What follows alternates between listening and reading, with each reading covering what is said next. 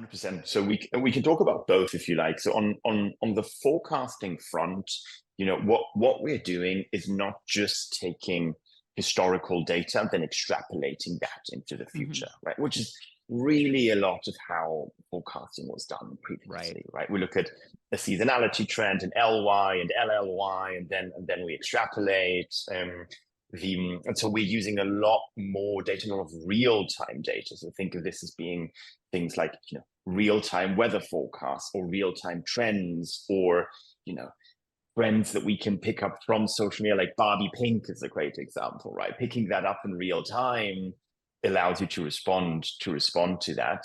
The other thing that allows you to do is to go a lot more granular, right? So traditionally, the way that forecasting was done was forecasting at a category level, maybe at a style level, maybe even at a style color level. But once you go down to that style color size and style color size location level, traditional methods break down.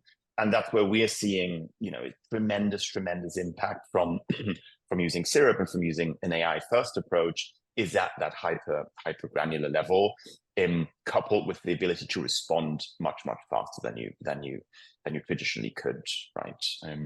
The second component is then this optimization component, right? So it's Right. not just there's a better view of the future, but it's now that we have a better view of the future and we know that it's probabilistic, right? What's the likelihood of this item and this color and this location selling over this time period?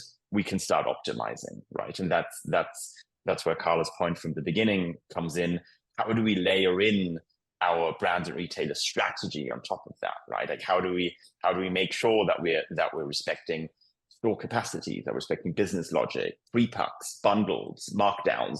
There's this whole complex set of retail logic that we allow our customers to infuse onto the engine, and that combination is really powerful, right? Like a more precise, more granular view of the future, coupled with your full business logic, that then we can give recommendations, and they end up still being recommendations that the end user can accept, edit, or reject. But that's how it works, Chris.